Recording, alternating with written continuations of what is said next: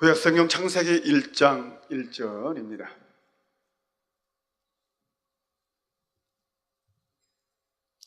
우리 다 함께 한번 봉독하도록 할까요? 시작. 태초에 하나님이 천지를 창조하십니다. 아멘. 오늘 창세기 강의 5번째 시간입니다. 어떻게 이해가 잘 되십니까? 지금부터 어렵다 하시면 안 돼요. 오늘보다 다음 주는 더 어려워질 거니까요. 근데 이제 어려워지지만 이 소화만 잘 하시면 나중에는 쉬워집니다. 너무 쉬워져요. 처음에 이제 배울 때 여러 이제 이해 안 되는 것도 이해하고 이렇게 잘 배워 나가시면 좀 지나면 이제는 쉬워집니다. 그래서 조금만 참으시고 어렵더라도 경청해서 꼭 마음에 새기도록 해주시기 바랍니다.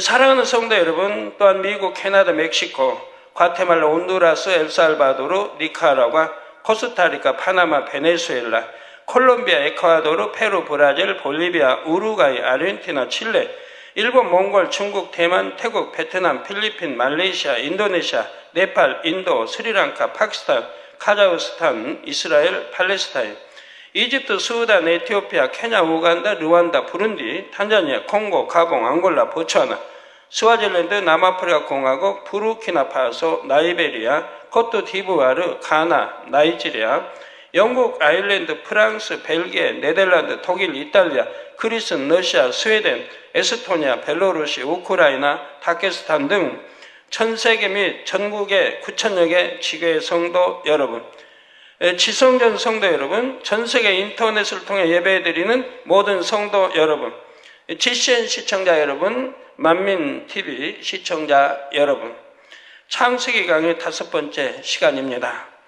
지난 시간에는 삼위일체 하나님만이 하시는 영의 분리에 대해 말씀을 드렸습니다.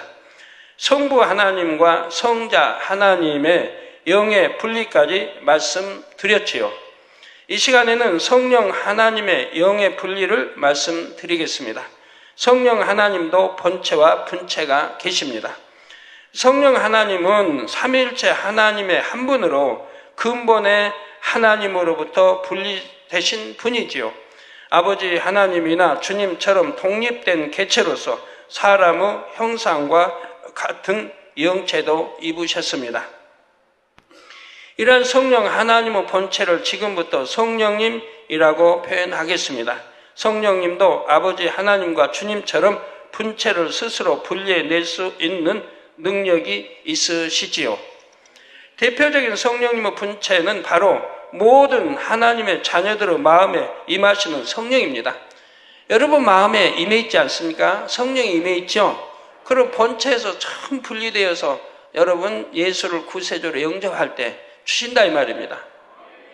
거기에다 여러분이 얼만큼 더 성령에 좀 충만한, 불같이 기도하고 성결되어 가며 충만하냐에 따라서 그 강도가 다르죠. 근본 하나님의 본체이신 성령님이 영을 분리해내신 분체가 바로 성령입니다. 물론 우리가 성령을 높여 부를 때 성령님이라고 할 수도 있지요. 그런데 성경에 나오는 성령은 대부분이 성령님의 영, 곧 성령님의 분체임을 기억해 주시기 바랍니다. 성령님의 분체인 성령님의 영은 성령으로서 뿐만 아니라 또 다른 이름과 형태로 다양하게 역사하셨습니다. 먼저 구약시대에는 주로 성신으로 나타나셨지요.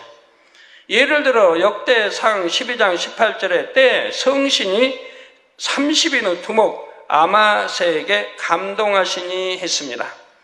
에스겔 43장 5절에도 성신이 나를 들어 데리고 안뜰에 들어가시기로 내가 보니 여호와의 영광이 전에 가득하더라 했지요.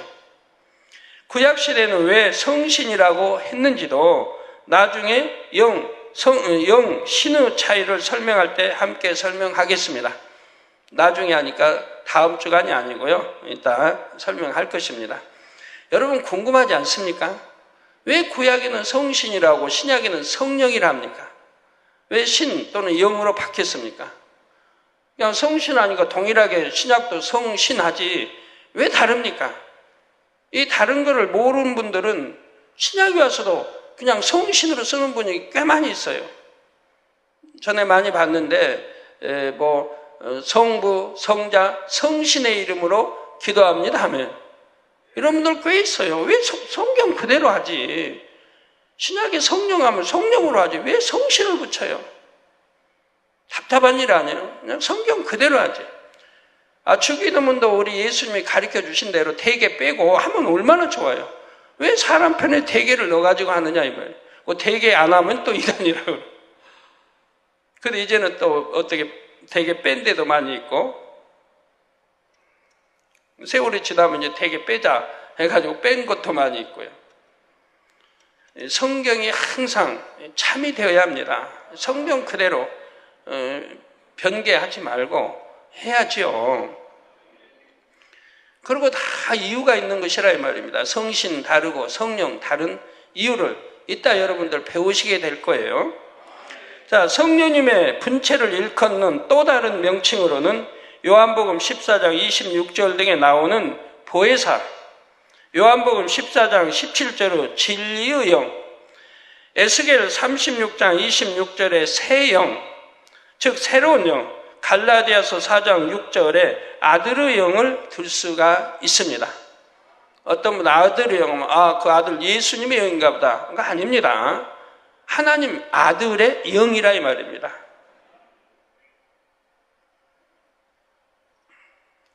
그리고 성경을 살펴보면 성령님의 분체는 다양한 형태로 나타났음을 알 수가 있지요.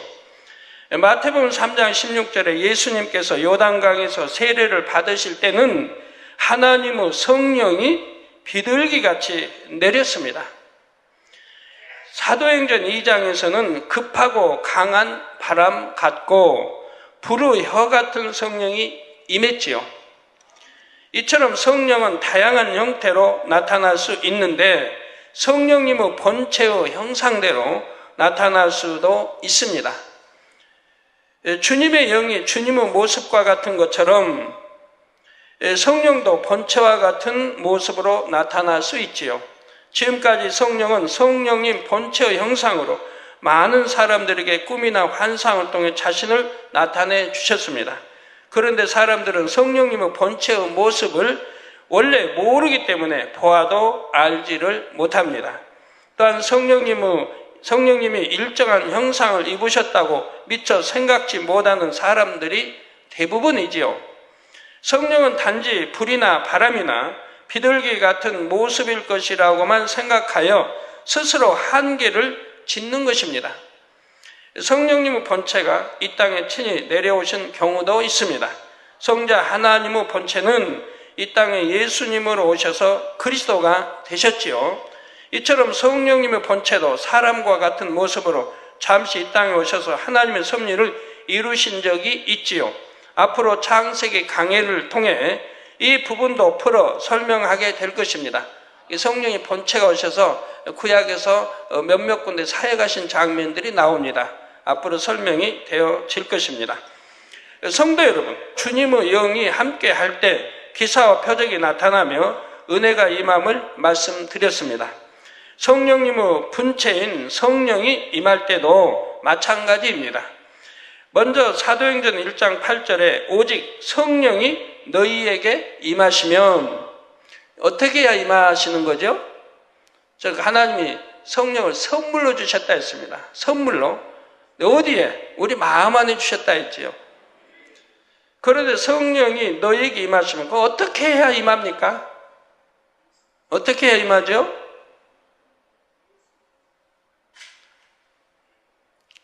예수를 구세주로 영접할 때 임하는 거예요. 예수가 우리의 구세주이시다, 메시아이시다, 구세주이시다고 믿고 마음의 문을 열고 영접할 때 그때 성령이 하나님의 성령을 선물로 우리 마음 안에 인쳐주시는 것이라 이 말입니다. 오직 성령이 너희에게 임하시면 너희가 권능을 받고 그럼 성령이 여러분 임하시니까 권능이 임했습니까? 여러분 나름대로 권능이 임했죠. 왜? 믿음도 갖고 기도할 수도 있고 또 예수 구세주님도 알고 쭉 해왔는데 세상을 이길 수 있고 죄를 싸워 버릴 수 있고, 그렇지만 정작 권능은 성령이 임해야, 그리고 여러분들이 열심히 영으로 들어가 하나님 진리 말씀 알고 행해서 영으로 여러분을 일고 갈 때 일군 만큼 성령으로 영으로 여러분 마음을 일군 만큼 능력이 임해요. 능력이. 그리고 원령으로 들어가는 만큼 권능이 임하고요. 능력과 권능은 다릅니다. 영으로 들어가면 능력이 임하고 원령으로 들어가면 권능이 임해요. 권능이 임하면 여러분도 이 손성을 가지고도 기도할 때 소경에 눈을 뜨고 벙어리가 말하고 귀머거리 들으며 앉은 배 일어나 걷고 뛰고 온갖 걸 다 할 수 있어요. 시공간을 초월한 역사, 죽은 자도 살릴 수 있고요. 물론 많이 그렇게 하고 있고 오늘날 또 선수活동에 세계 곳곳에서 수없이 간증도 들어오고 있지만 여러분도 할 수 있는 거예요. 오늘 또 뭐 간증 여기저기 들어온 거 보니까 재밌는 간증 참 많이 있는데,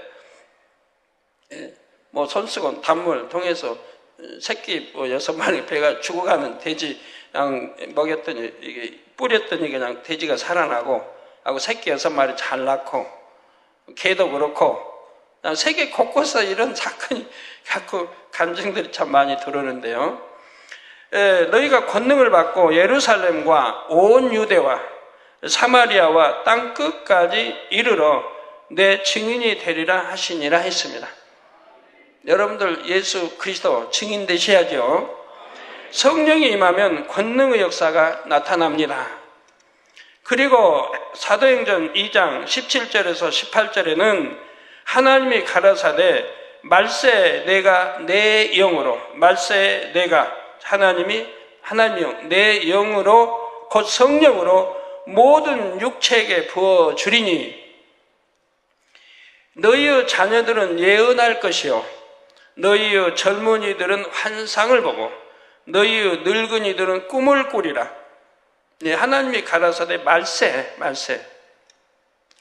그러니까 여러분이 예언한다, 예언할 수 있으면 좋죠. 또 환상을 본다, 젊은이들이 또 너희 늙은이들 꿈을 꾼다. 이건 하나님의 말씀이고 정상인 거예요. 환상으로 뭐 본다 하니까 그건 잘못됐다가 아니고, 환상이 영안이 열렸다 환상으로 본다 하면 이단이 아니고 하나님의 말씀인 거예요. 구약이나 신약에 다 기록된 하나님의 말씀이에요. 이렇게 이루어져야 참이죠. 자, 그때 내가 내 영으로 내 남종과 여종들에게 부어주리니 저희가 예언할 것이라 했습니다. 이처럼 성령이 임하면 예언을 하고 환상을 보는 등 각종 신령한 은사도 나타나지요. 성령의 은사에 대해서는 고린도전서 12장에 더 자세히 나옵니다. 지혜의 말씀의 은사, 지식의 말씀의 은사, 믿음의 은사, 병 고치는 은사, 능력 행함의 은사. 병 고치는 은사는 이제 뭐 여러분 대다수 우리 성도들은 병 고치는 은사도 있지 않습니까? 근데 능력 행함의 은사, 그다음에 능력 행함의 은사, 권능까지는 단계가 너무 높기 때문에 아니 나왔고요. 능력 행함 은사, 예언의 은사, 영들 분별의 은사, 방언의 은사, 방언 통역의 은사 등이 있습니다. 그 외에도 뭐 사랑의 은사 또 여러 은사가 있고요. 그래서 여러분 지혜의 말씀 은사, 지식의 말씀 은사, 지식의 말씀 은사는 열심히 영 공부하고 들어가서 이렇게 하면 또 그런 은사는 받을 수 있는데, 지혜의 말씀의 은사는 여러분 쉽게 되는 거 아니에요.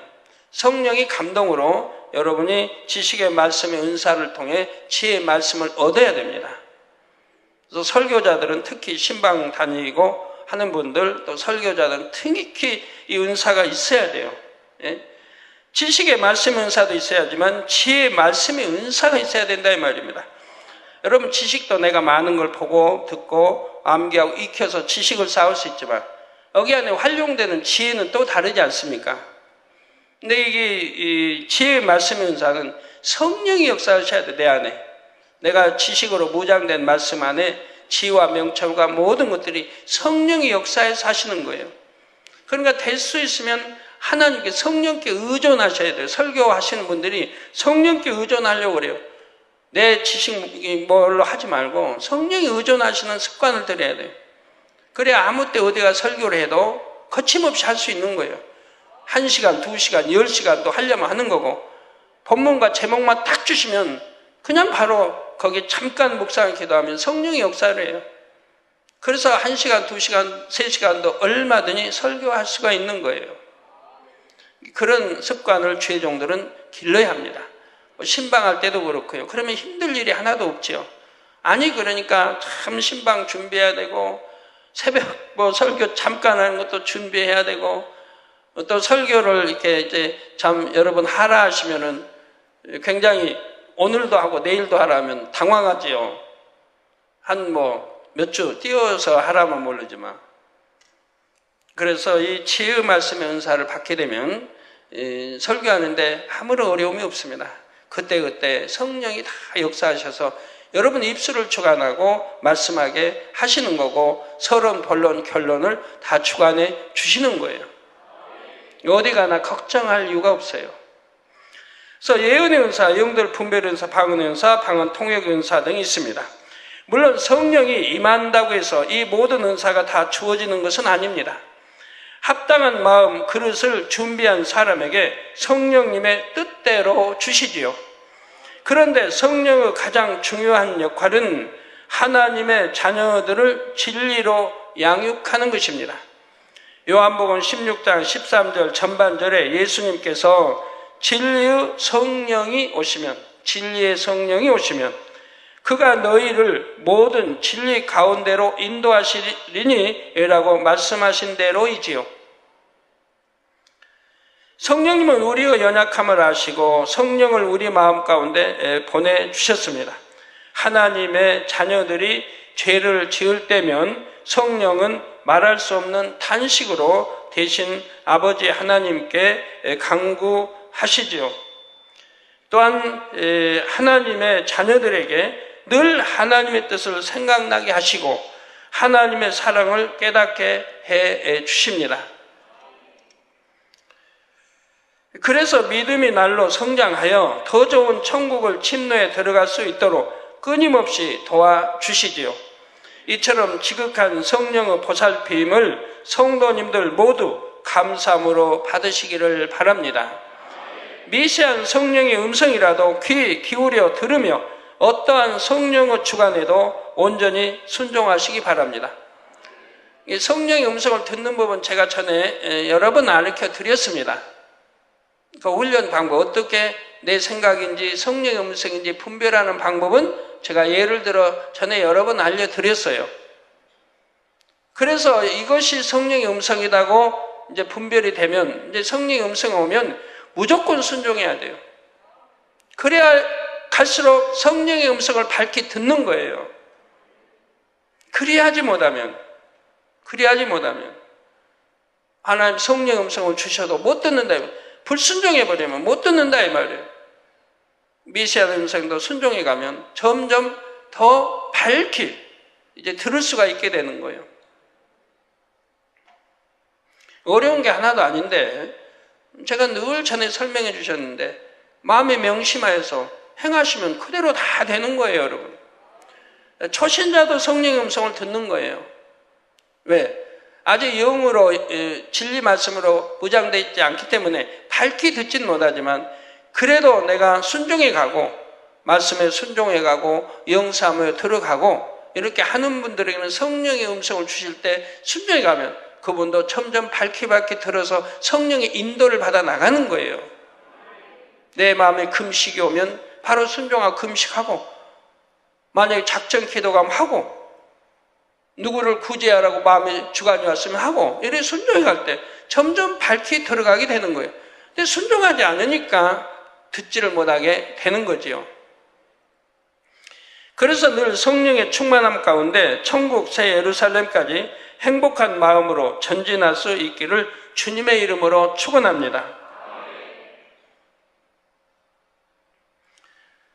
사랑하는 성도 여러분, 이제부터는 삼위일체 하나님께서 분체로 사역하실 때 각각의 역할에 따른 호칭의 의미를 더 자세히 살펴보겠습니다.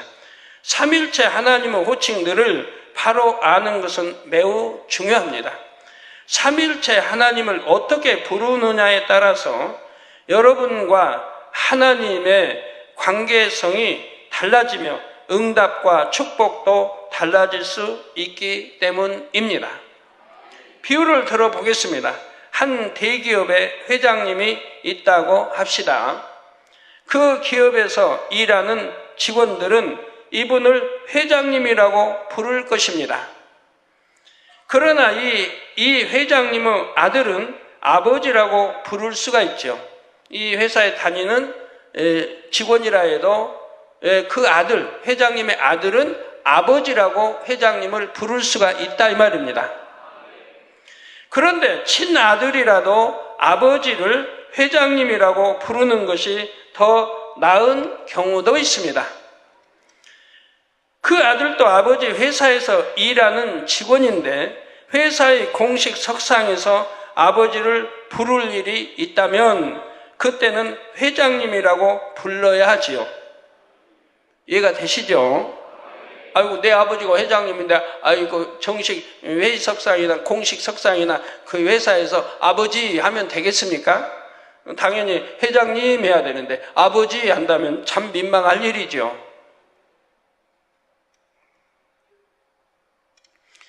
저도 이번 주에는 참 곰곰이 생각을 해봤습니다. 가족 관계에 대해서도. 저는 이제 제 자녀들에게 아빠라고 부르지 못하겠고 아버지라고 부르지 못하겠고 어려서부터 오직 하나님 주신 호칭, 집사일 때는 집사님, 전도사일 때는 전도사님, 목사일 때는 목사님, 이렇게 이제 가르쳤죠. 그렇게 행해왔습니다. 또 기도원 원장도 뭐 엄마라고 부르지 못하고 뭐 집사할 때는 집사님 이렇게 가르쳐왔어요. 힘들게 한 거 아니에요. 다 잘 따라 했어요. 어렵지 않게. 그렇게 한 이유가 뭐예요? 육적인 걸 심지 않게. 어려서부터 육적인 것을 심지 않고 오직 영적으로만 키우기 위해서 그렇게 가르친 거예요. 누가 아빠가 자녀들이 아빠, 아버지 해주기를 바라지 누가 전도사님, 집사님 하기를 바라겠습니까? 그런데 저는 자녀들을 사랑해서 어찌하든 세상 물들지 않고 영적으로 키우기에 그랬다 이 말입니다. 이것만이 참 축복이기 때문에 천국 가서 영원한 나라에 가서 참 축복이기 때문에 세상 거 보지 않고 듣지 않고 미혹받지 않고 빠지지 않고 영으로만 성장해 주기를 원해서 그렇게 가르쳐 왔다 이 말입니다. 그 세월이 이제는 많이 지났죠. 이제 지금 생각해 보니까 제가 자녀 교육을 잘했는지 못했는지 생각을 뒤돌아보게 돼요. 자녀들이 이제 이게 아빠의 그 왜 그렇게 하는지를 잘 알아서 잘 순종해주고 기쁨으로 달려왔는지 아니면 그리 못했는지를 생각해 보게 되는 거예요. 근데 오늘 어제 금요일 날 저녁 시간이면 이제 이미영 목사나 이미경 목사가 오는데 이미경 목사는 오늘 안 왔고 이미영 목사가 와서 그런 말합니다. 당회장님, 저는 1%도 어떤 경우도 당회장님께 1%도 서운해 본 적 없어요. 그래요. 한 번도 서운해 본 적이 없다고. 그건 압니다. 저도. 이미영 목사는 어떤 경우에도 당회장님 서운하게 생각해 본 적이 없어요.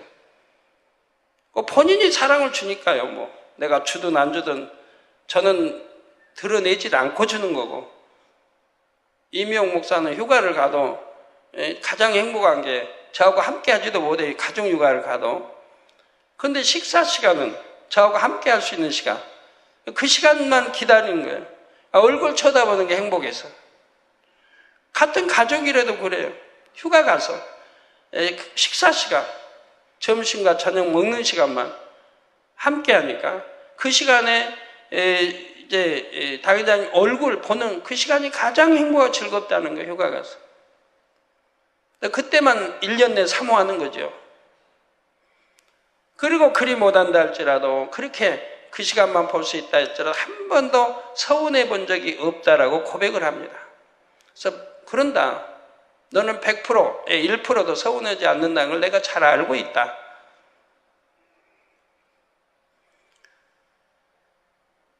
예.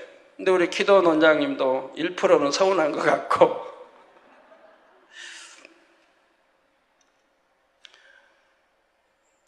그래서 이제 제가 이번 주 생각한 게 그거예요. 어렸을 적에는 자기를 컨트롤할 수 없기 때문에 내가 그렇게 가르친 것이고, 이제는 다 성장해서 나이가 30대 중반, 40대 초반이 됐습니다. 이명 목사는 이제 40이니까요. 맞죠? 예, 벌써 이렇게 됐어요. 이제는 자기를 컨트롤할 수 있는 나이가 됐어요. 그래서 이제는 내가 풀어줘도 상관이 없겠구나. 공식 석상에서는 당회장님 해도 해야 되지만 가족끼리 있다든가 우리 성도님 없을 때는 아빠라고 한다든가 아버지라고 한다든가 이제 이렇게 허용해줘도 상관이 없겠다라는 생각을 해봤습니다. 우리 성도님들이 이해해 주시겠죠? 예.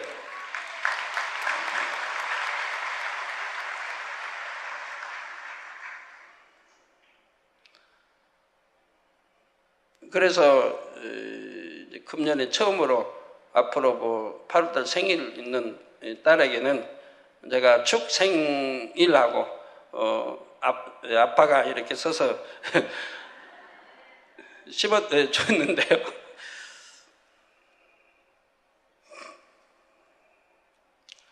그런다고 이제 유객계 틈타고 들어오고 하지는 않을 그런 성숙한 나이이기 때문에 이젠 그래도 상관이 없겠다.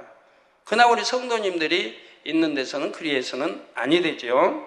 예, 바로 여기에도 그 회사에 다니는 회장으로 있는 거의 아들이 회사에 다닌다 해도 공식 석상에서는 회장님이라고 해야 된다 이 말입니다.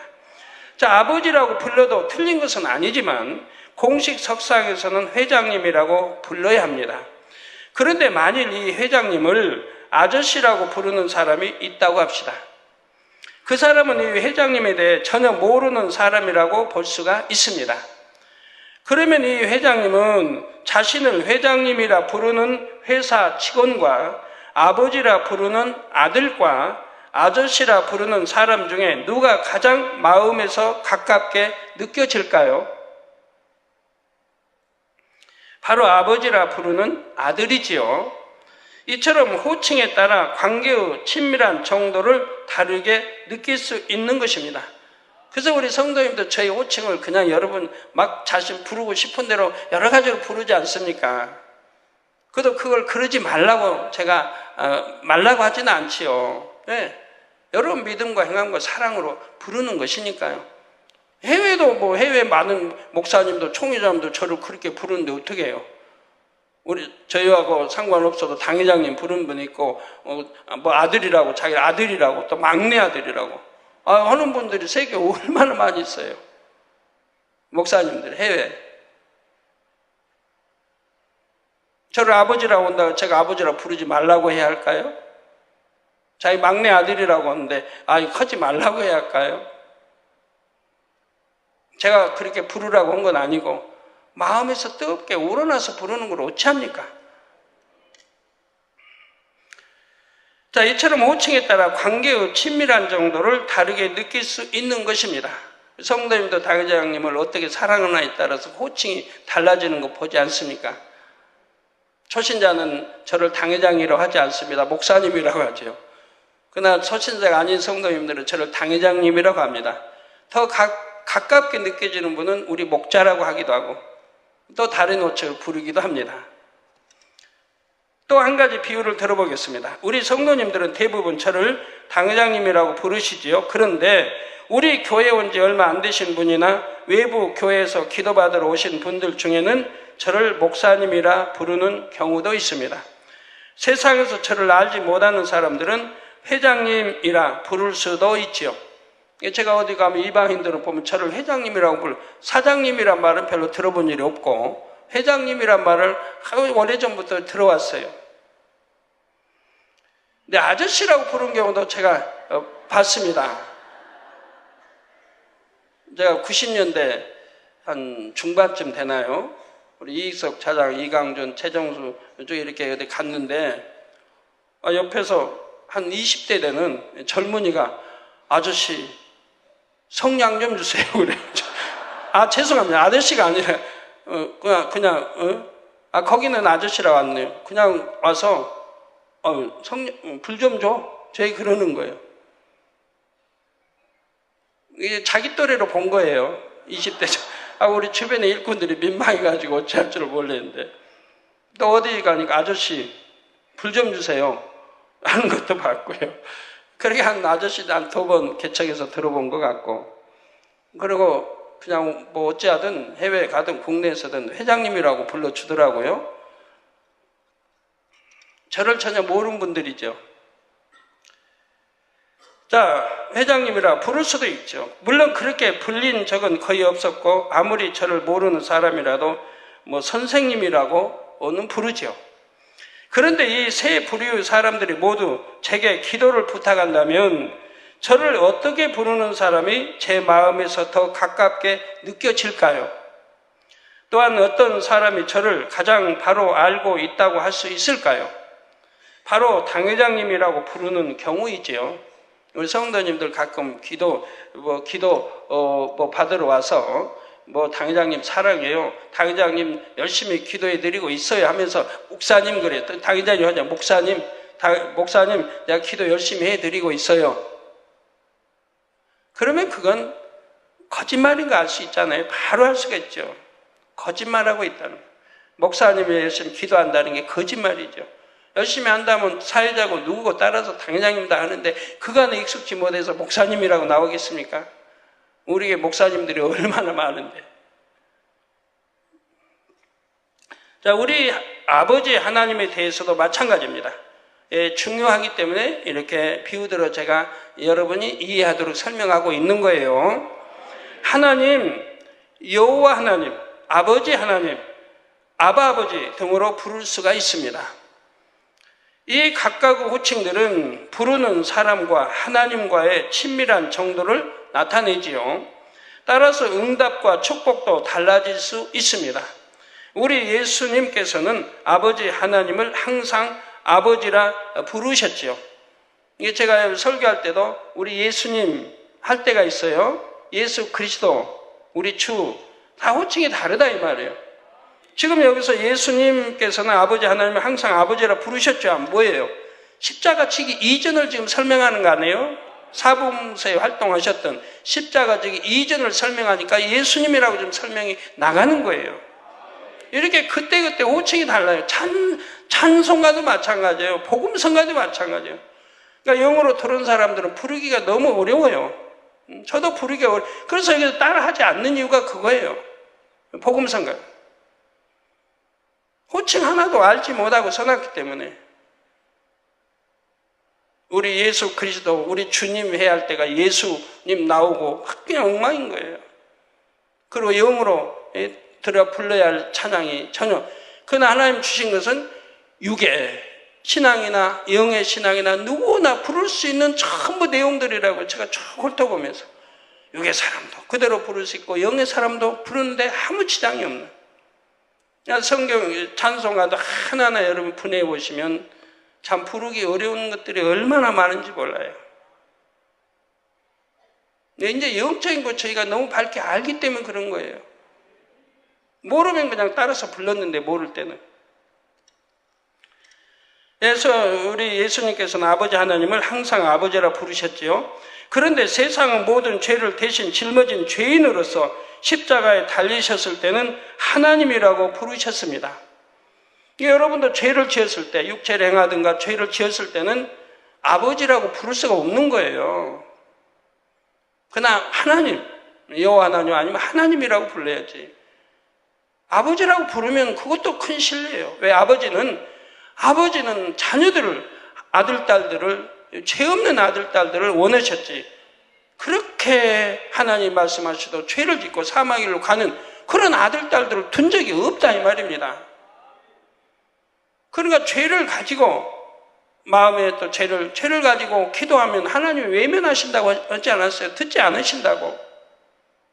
그런데 죄를 짓고 육체를 행하면서도 아버지 하나님 하면 이건 말이 안 되는 거예요. 그럴 때는 감히 아버지 하나님 못해요. 그냥 하나님이라고 해야지. 아버지 자를 빼요. 아버지가 너무 싫어하시니까요. 그러기 싫으면 어찌하든 죄 짓지 말고 아버지 하나님이라고 부를 수 있도록, 그래서 아버지와 나의 사이가 가까울 수 있도록, 또 아버지가 오냐 할 수 있도록 해야 되겠죠. 그러면 되는 거고요. 우리가 예수님의 이름으로 기도하는 것과 예수 그리스도의 이름으로 기도하는 것도 많은 차이가 있다 했지요. 마태복음 1장 21절에 아들을 낳으리니 이름을 예수라 하라. 이는 그가 자기 백성을 저희 죄에서 구원할 자이심이라 했죠. 구원할 자이심이라. 아직 구세주가 되기 이전의 이름이라 이 말입니다. 이처럼 예수님은 자기 백성을 저희 죄에서 구원할 구세주가 되실 분이라고 했지, 지금 구세주라고 하신 건 아니에요. 예수님이라 이름은. 앞으로 이제 십자가 지시고 우리 죄를 대속할 구세주가 되시지만, 그러기 이전은 구원할 자라 이 말입니다. 구세주가 아니고 구원할 자. 구세주가 되기 이전의 이름이 예수님이지요. 이러한 예수님이 십자가에서 죽으시고 사망 권세를 깨뜨리고 부활하심으로 예수 그리스도가 되셨습니다. 따라서 예수님은 사망 권세를 깨뜨리기 전의 이름이고, 예수 그리스도는 우리의 죄를 대속하셔서 십자가에 못 박아 돌아가시고 그 사망 권세를 깨뜨리고 부활하신 후의 이름입니다. 이렇게 다르다 이 말입니다. 그리스도는 메시아와 같은 말로 이미 구세주가 되신 분을 지칭합니다. 따라서 그냥 예수님의 이름으로가 아니라 예수 그리스도의 이름으로 기도하는 것이 합당하죠.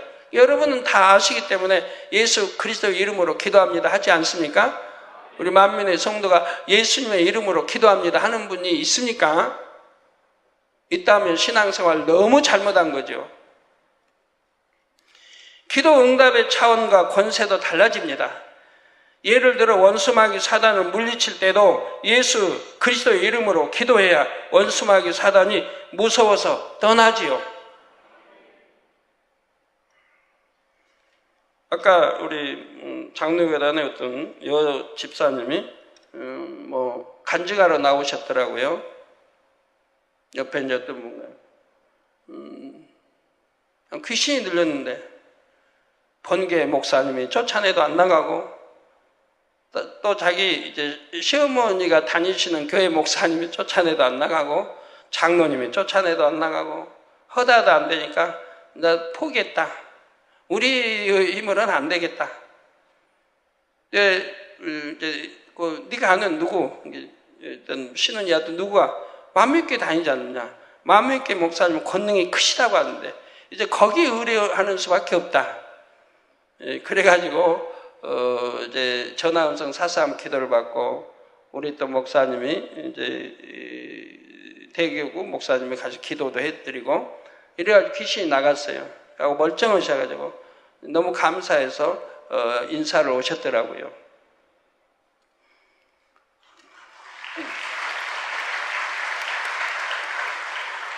자, 예수 그리스도라는 이름에는 예수님께서 사망 권세를 깨뜨리고 부활하셨다 의미도 담겨 있기 때문입니다. 이러한 영적인 의미를 밝히 알았던 사도 바울은 우리 주 예수 그리스도라는 표현을 즐겨 사용했던 것을 알 수가 있습니다. 사도 바울은 강조해서 그냥 예수 그리스도 해도 되는데, 우리 주란 말이 뭐냐면 예수 그리스도 약자가 주입니다. 예수 그리스도 약자가 주예요. 주인데 이제 존칭을 붙여서 주님이라고 하는 거죠. 그래서 사도 바울은 이렇게 강조하기를 좋아하셨어요. 로마서에도 보면 아버지를 그냥 아버지를 하지 않고 아바 아버지, 또 이렇게 우리 주 예수 그리스도, 강조를 많이 하셨습니다. 이처럼 삼위일체 하나님에 대한 호칭을 바로 알고 적절하게 사용하는 것은 중요합니다. 성경의 삼위일체 하나님을 지칭하는 명칭은 30여 가지가 넘습니다. 이제부터 각각의 의미를 하나하나 잘 양식 삼으시기 바랍니다. 이 말씀은 일찍이 아버지 하나님께서 1985년도 제3차 주의종 교육 때 풀어주셨지요. 영에 대해 밝히 알아야 능력 있는 주의종이 될 수가 있기 때문에 35가지 몇 가지를 다 풀어주셔서 3차 교육 때 설명을 다 해드렸어요. 성도님들도 영의 말씀을 양식 삼는 만큼 능력 있는 일꾼이 될 수 있죠. 그래서 이러한 깊이까지도 이미 개척한 지 82년 개척에서 85년, 불과 2년, 3년 지나서 이런 영의 이런 호칭에 대한 30몇 가지, 그걸 다 풀어서 저에게 가르쳐 주셨던 것입니다. 이게 일찍부터 이렇게 영의 세계에 알 수 있도록 하나하나 아버지가 가르쳐 오늘에 이룬 거예요. 하루아침에 되는 게 아니에요. 1, 2년에 되는 게 아니에요. 우리가 영의 세계를 알고 영의 세계에 들어가는 게 1, 2년에 되어진 게 아니라 이 말입니다.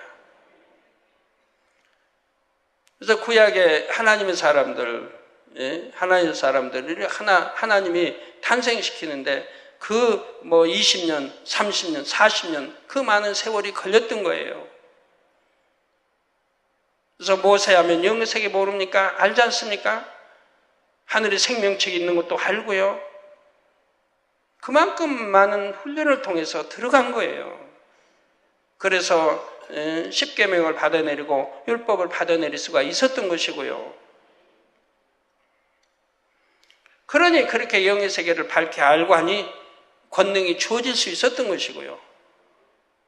성도 여러분, 성경에서 그냥 하나님이라고 할 때와 여호와 하나님이라고 할 때의 차이를 기억하고 계십니까?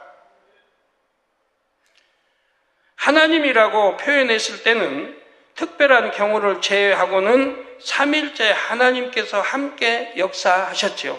이제부터 또 중요합니다. 반면 여호와 또는 여호와 하나님으로 표현했을 때는 그 이유 주체가 성부 하나님이신 경우입니다. 이해가 되세요? 지금 무슨 말인가 이해가 되세요? 중요하기 때문에 다시 한번 설명합니다. 여호와 하나님이라고 할 때, 하나님이라고 할 때와 여호와 하나님이라고 할 때의 차이를 여러분들이 기억하셔야 됩니다. 하나님이라고 표현했을 때는 특별한 경우를 제외하고는, 특별한 경우도 있다 이 말이에요. 제외하고는 삼위일체 하나님께서 함께 역사를 하셨다 이 말입니다. 즉 성부, 성자, 성령, 삼위일체 하나님께서 함께 역사했을 때 하나님이라고 표현한다 이 말입니다. 또 반면 여호와 또는 여호와 하나님으로 표현했을 때는 그 이유 주체가 성부 하나님이신 경우입니다. 그러니까 그때는 성자 또는 성령이 함께 역사하신 게 아니고 성부 하나님 홀로 역사하신 때를 가리키는 것이라 이 말입니다. 성부 하나님께는 구약 시대에 친히 일하셨으므로 여호와라는 단어는 구약 성경에만 나오지요. 그래서 구약에는 성부 하나님이 친히 역사하신 게 대부분이라 이 말이에요. 그래서 여호와라는 단어가 구약에 나온다 이 말입니다. 신약에 와서는 여호와라는 단어가 안 나오죠. 왜?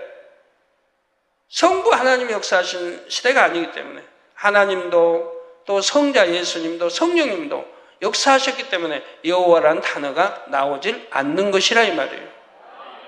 신약 성경에서 성부 하나님을 지칭할 때는 아버지 또는 아버지 하나님으로 표현합니다. 구약 시대에는 하나님과 백성의 관계였지만 신약 시대에는 예수 그리스도를 영접할 때 하나님의 자녀가 되기 때문이지요. 이제 하나님과 여호와의 차이를 잘 아시겠지요? 다시 한번 정리하면 하나님은 삼위일체 하나님을, 여호와는 성부 하나님만을 가리킵니다. 이해 잘 하셔야 돼요. 혼란하시면 안 돼요. 그리고 성부 하나님께서는 구약시대 여호와로서 일하셨기 때문에 여호와란 단어는 구약 성경에만 나옵니다. 신약 성경에서는 아버지 하나님이지요.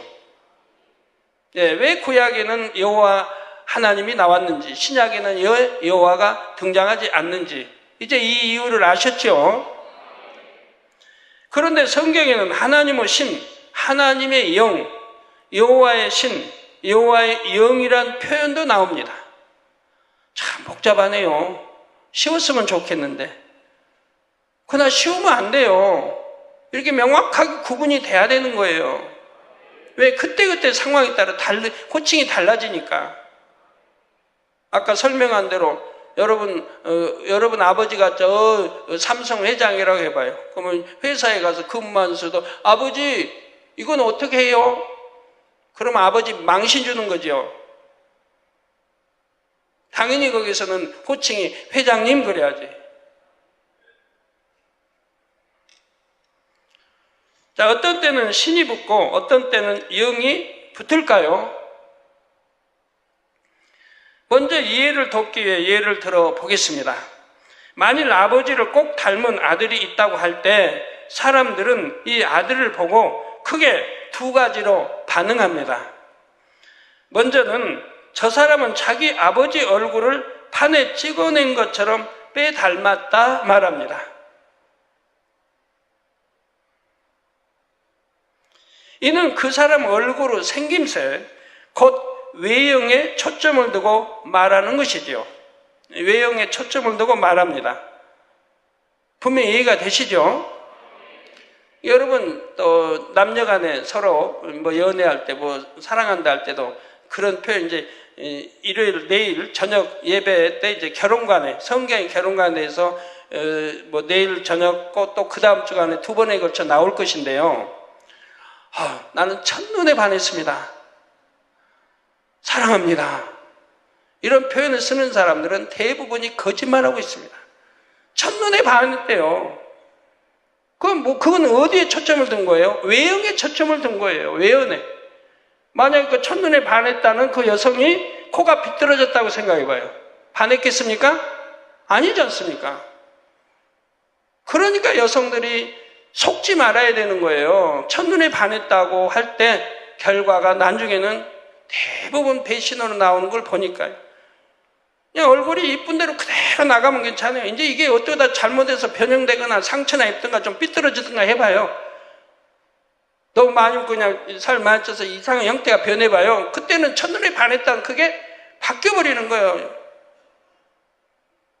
그게 사랑이 아닌 거예요. 정령이 영적인 사랑이어야 되는 거예요.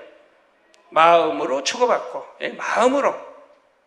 그래서 이제 다음 주부터 2주 걸쳐서 설명이 나갈 건데 우리 젊은이들을 위해서 여러분이 아셔야 돼요.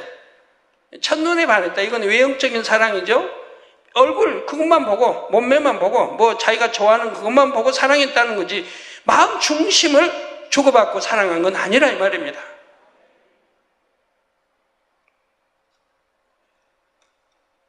저는 기도원장 첫눈에 보고 반한 것 하나도 없어요. 오랫동안 편지를 제가 90통 넘게 받고 거기에 학을 접어온 거 받고 그렇게 해서 보지 않고 마음에 이제 정이 이렇게 쌓여져 갔고 또 만나면서 이렇게 쌓여져 갔지 첫눈에 내가 보고 하고 반하던 그런 거 없었어요. 교제하고 사귀면서 마음의 정이 서로 주고받고 하면서 이제 사랑이 싹이 텄던 것이지요. 그러니까 변하질 않아요. 그 사랑이. 저는 제 편에서는 변하질 않아요. 그래서 외형에 초점을 두고 지금 말하는 것입니다. 한편 저 사람의 아버지도 참 점잖은 분이셨는데 아들도 아버지를 닮아서 참 점잖네 하거나 또는 저 사람 아버지도 혈기가 많았는데 아들도 똑같다 말하기도 합니다. 이때는 그 사람의 외형이 아니라 성품에 초점을 두고 말하는 것입니다. 그 마음, 성품에 초점을 두고 말하는 것이라 이 말이에요. 자, 여기까지는 이해가 되셨습니까? 하나님 뒤에 신을 붙일 때와 영을 붙일 때의 차이도 이와 같습니다. 먼저 하나님의 형상에 중점을 둘 때는 신을 붙여서 하나님의 신이라고 표현합니다. 하나님의 마음의 중점을 둘 때는 영을 붙여서 하나님의 영이라고 표현하지요. 여기서 영이란 진리, 선, 사랑 등의 하나님의 속성을 가리킵니다. 여러분이 이런 걸 정확히 명확히 알고 성경을 읽으시면 만약에 하나님의 신하면 내용이 앞뒤 읽으면 무엇인지, 하나님의 영 하면 무엇인지가 바로 답이 나오게 되어 있는 거예요. 성경이 그냥 이해하기가 쉬워요. 정확하게. 모든 비진리를 총칭하는 육과 반대되는 의미에서의 영이죠. 저 영은 불멸하는 어떤 존재로서의 영을 가리키는 것이 아닙니다. 다시 어려우니까 설명하겠습니다. 하나님의 마음을 중점을 둘 때는 영을 붙여서 하나님의 영이라고 표현한다 했습니다. 여기서 영이란 진리, 선, 사랑 등의 하나님의 속성을 가리킨다 이 말입니다. 왜 영이 아니에요? 속성을 가리켜요. 모든 비진리를 총칭하는 육과 반대되는 의미에서의 영을 지금 말합니다. 영은 불멸하는 어떤 존재로서의 영을 가리키는 것이 아닙니다. 참 복잡해집니다. 천사나 사단 마귀도 영적인 존재인데 이때 영적인 존재라는 것은 영의 세계에 속한 존재라는 뜻이죠. 그런데 지금 신과 짝을 이루는 영은 이런 존재적인 의미의 영이 아닙니다. 하나님의 마음에 담긴 진리, 선, 사랑 등 하나님의 속성을 가리키는 것입니다. 영의 사람, 영의 일꾼, 영적인 모임 등 이럴 때의 영도 마찬가지이지요. 그 사람이나 일꾼이 천사 같은 영의 존재란 뜻이 아니라 진리, 선, 사랑 등의 하나님의 속성을 지닌 사람이요 일꾼이란 뜻입니다.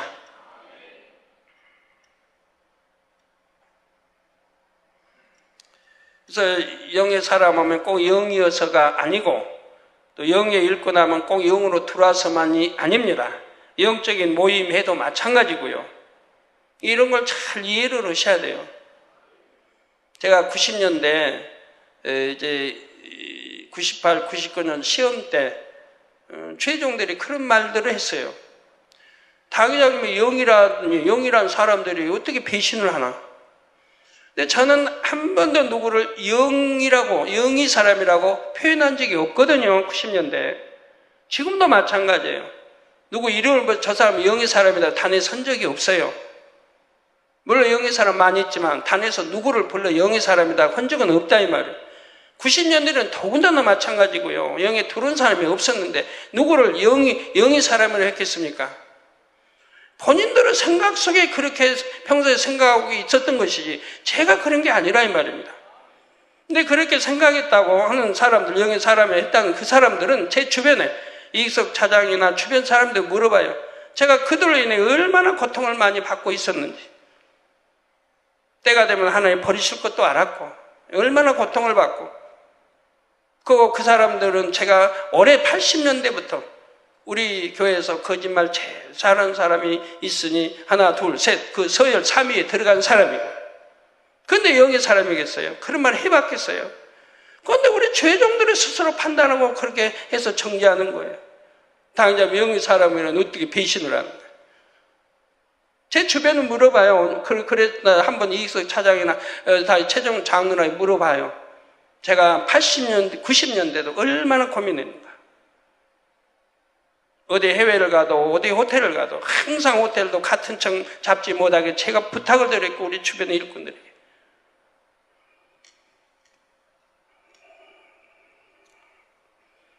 누구를 사랑한다면 저는 평소에 기도원장에도 그랬어요. 그도 나를 사랑하지 않고 나도 그렇다. 그가 나를 사랑한다는 것은 거짓말이다. 기도원장에도 옛날에도 90년대에도 80년대에도 늘 해줬어요. 이제 세월이 지나고 났으니까 제 말이 이해가 될 거예요. 그래서 이런 거 이해를 잘 하셔야 돼요. 영의 사람 온다고 영으로 다 들어왔다는 것도 아니고, 영의 일꾼이라고 해서 그 영으로 들어왔다는 것도 아니고, 영적인 모임이라고 해서 이럴 때 영도 마찬가지입니다. 예. 우리가 영 사모하니까, 예, 이런 사모함의 모임, 영으로 들어가기는 이런 다 사모함의 모임, 또 그런 일꾼이 돼야 되고 이러는 것이지 꼭 들어와야만 그렇게 표현하는 건 아니죠. 예, 진리선 사랑 등의 하나님의 속성을 지닌 사람이 일꾼이란 뜻입니다. 이처럼 영을 붙일 때는 내용물에 초점을 두는 것이고, 신을 붙일 때는 내용물을 담고 있는 형상에 초점을 둔 것이라 이해하시면 됩니다. 그러면 하나님의 영이 역사하셨다고 하면 아무런 형체도 없이 나타나신 것입니까? 그런 뜻이 아닙니다. 삼위일체 하나님께서 분체로 역사하셔도 분체의 형상이 있습니다. 그런데 그 역사를 받는 사람의 입장에서 분체의 형상에 초점을 두는 것이 아니라 분체로부터 느껴지는 마음에 초점을 둘 때 하나님의 영이라 표현한 것이지요. 반대로 하나님의 신도 마찬가지입니다. 하나님의 신이 역사하실 때 형체만 있고 마음이 없다는 뜻이 아닙니다. 다만 그 역사를 받은 사람의 입장에서 분체의 형상에 초점을 두어 표현한 것입니다. 모두 삼위일체 하나님이시지만 보는 사람의 입장에서 어느 것에 초점을 두느냐에 따라 표현이 다른 것이지요. 그런데 구약 성경에는 하나님의 신이란 표현만 나오고 하나님의 영이란 표현은 없습니다. 구약 시대의 사람들은 하나님의 마음을 잘 느끼지를 못했지요. 그래서 하나님의 역사를 받을 때도 하나님의 형상에 초점을 두어 표현했습니다. 구약 사람들은 하나님이 사랑이신지 몰랐어요. 두려운 하나님이죠. 그래서 욥도 하나님을 두려운 하나님으로 섬기지 않았습니까? 반대로 신약 시대의 사람들은 하나님의 마음을 느낄 수가 있지요. 예수 그리스도와 성령을 통해 아버지 하나님과 영으로 교통할 수 있는 길이 열렸기 때문입니다. 그래서 신약 성경에는 하나님의 영이란 표현만 나오고 하나님의 신이란 표현은 없습니다. 왜 그런지 이제 성경을 읽고 이걸 다 아시고 성경을 구약신약 읽어 가시면 왜 여기는 신이, 왜 여기는 영이, 왜 구약에는 하나님의 영이란 말이 없는데 왜 신약에는 하나님의 영이란 말이 있고 하나님의 신은 없는지 이젠 다 이해가 되실 거 아닙니까? 주의 신과 주의 영, 성신과 성령도 이와 같은 맥락으로 이해하시면 됩니다. 이를 정리해보면 하나님은 삼위일체 하나님을 종합적으로 지칭하되 여호와 주 성령은 삼위일체 하나님 각각을 지칭하지요. 그리고 형상에 초점을 둔 구약시대에는 주로 신을 붙여서 여호와의 신, 주의 신, 성신이라 표현합니다. 마음에 초점을 두는 신약시대에는 영을 붙여서 주의 영, 성령이라 하고요. 여기서 왜 여호와의 영은 뺐을까요? 여호와라는 표현은 오직 구약 성경에만 나온다고 앞서 말씀드렸습니다. 또한 구약 시대에는 주로 신을 붙이기에 여호와의 영이란 표현은 맞지를 않습니다. 그런데 이 원칙이 적용되지 않는 표현이 성경에 몇몇 있습니다. 거기에는 반드시 이유가 있는데 차후에 각각을 설명해 드리겠습니다. 너무 깊이 들어가면 복잡해지고 여기까지는 여러분들 잘 이해를 하셔야 됩니다. 쉽죠? 어렵죠? 이해가 되시면 쉽고 이해가 안 되시면 다시 들어보시기 바라요. 안 되면 2번, 3번, 4번 들어보시기 바라요. 그러면 이해가 되니까요. 그래서 이해가 잘 되셔야 다음이 또 쉽고 또 이런 걸 여러분이 아셔야 응답받는데도 기도하는데도 성경을 읽는데도 이해가 잘 되어지는 거예요. 그리고 영의 세계를 알아야 되고 깊이 있게 또 들어가셔야 되고요. 그래야 더 큰 능력으로 더 큰 권능으로 여러분들이 성령을 받으면 권능이 임한 것처럼 그렇게 임해 나갈 수가 있는 거고요. 세상 말로 알아야 면장한다고 영의 세계도 알아야 능력도 권능도 받을 수가 있습니다. 꼭 명심하셔서 이 좋은 때를 놓치지 마시기를 바랍니다. 예, 기도하겠습니다. 말씀 상고하시면서 통성으로 다 같이 기도하시겠습니다. 할렐루야. 주님, 은혜와 사랑에 감사를 드립니다. 오늘 또 들은 말씀이 믿음이 되고 생명이 되게 축복해 주시기를 원합니다. 아버지 하나님, 감사합니다. 아버지, 우리 또 오늘 영에 대해 신에 대해서 설명했습니다. 왜 구약에 신이라 했는지, 왜 신약에 영이라 했는지 이 의미를 잘 깨달아 알게 도와주시기를 원합니다. 아버지 감사합니다. 우리 주 예수 그리스도의 이름으로 기도합니다. 아멘.